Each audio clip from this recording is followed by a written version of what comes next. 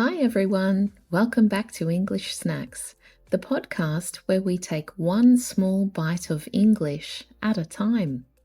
I'm your host Amber, and today we're diving into something really fascinating that one of my students brought up. It's all about the word happy and why English speakers don't always use that word when they're describing happiness. So stick with me because this one is going to change the way you think about English vocabulary. Let's go.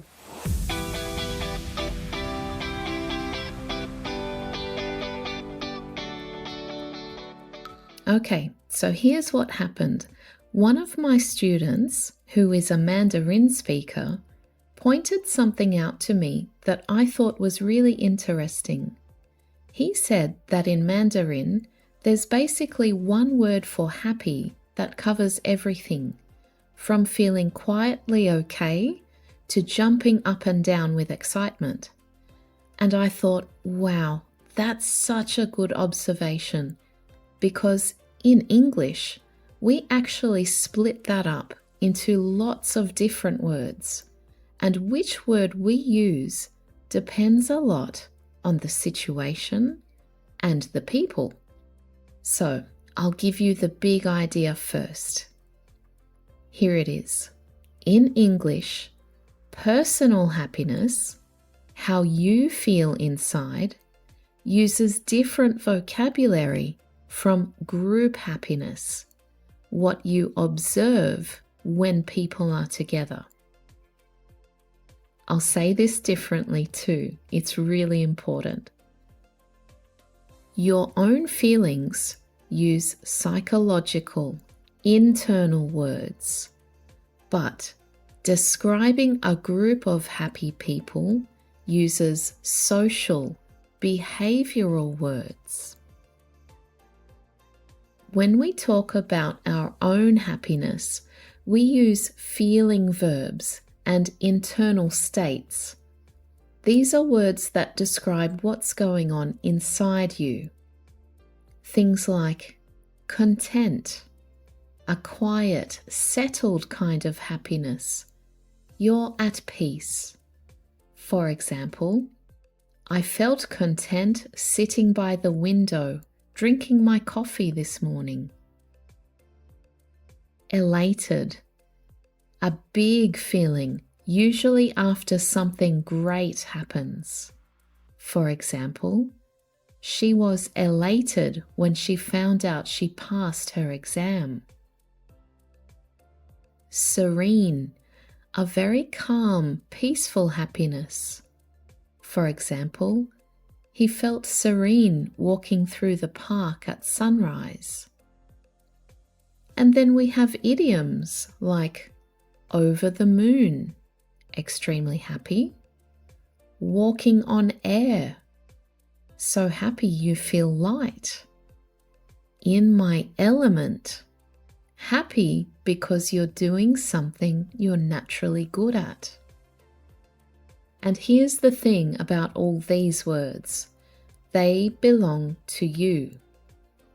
You can't really say, the room was over the moon.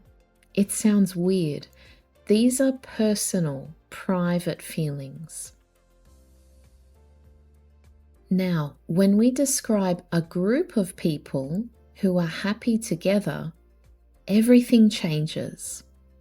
Instead of internal feelings, we describe what we can see and feel from the outside. We talk about atmosphere, energy, and behavior. Here are some really lovely ones. Convivial. This means the atmosphere is warm and friendly. For example, the dinner party had a really convivial atmosphere. Everyone was relaxed and laughing. Jovial. People are visibly cheerful and good-humoured. You can see it on their faces. For example, our new manager is really jovial. He always comes in with a big smile and a joke. Getting along like a house on fire. I know, it sounds really violent, doesn't it? But in fact, it's great. It means two or more people connected instantly and really enjoy each other's company. For example, I was nervous about introducing my two friends, but they got along like a house on fire. The room was buzzing.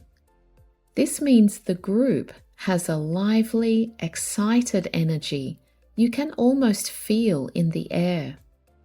For example, when the news broke, the office was absolutely buzzing.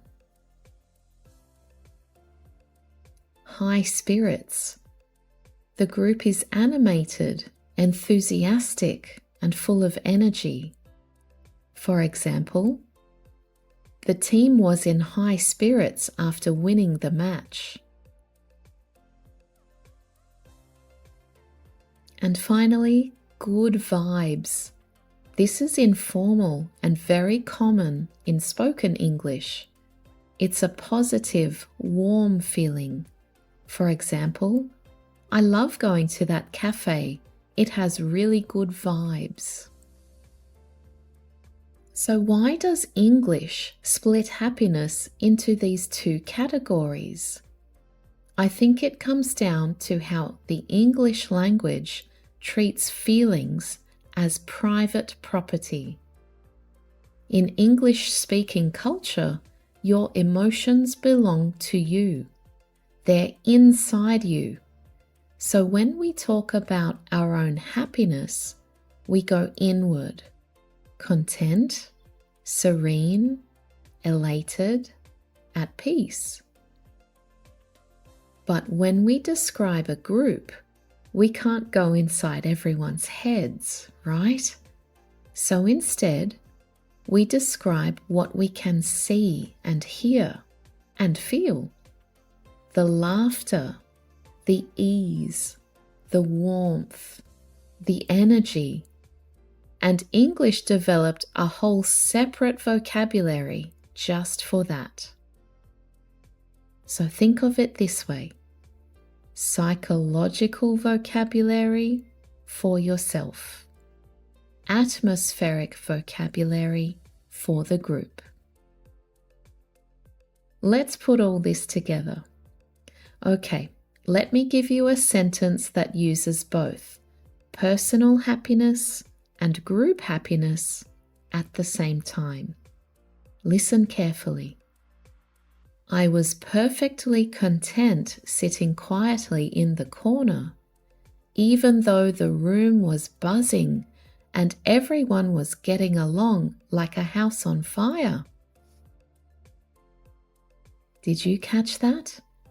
One person is internally happy, content, while the group is atmospherically happy, buzzing, getting along like a house on fire.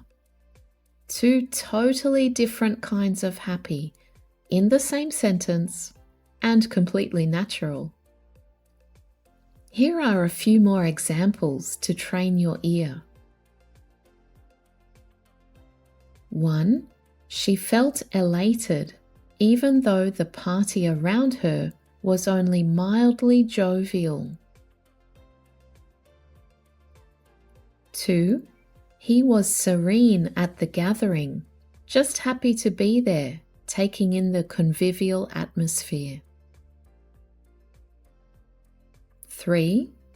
I was over the moon, but tried to stay calm while the rest of the office was buzzing with excitement. 4. They were high in spirits, which made me feel content just watching them enjoy themselves. 5. Even though the mood was festive and everyone was getting along like a house on fire, she felt quietly content, just sitting back and watching. So, today's takeaway. The English language doesn't have more emotions than other languages.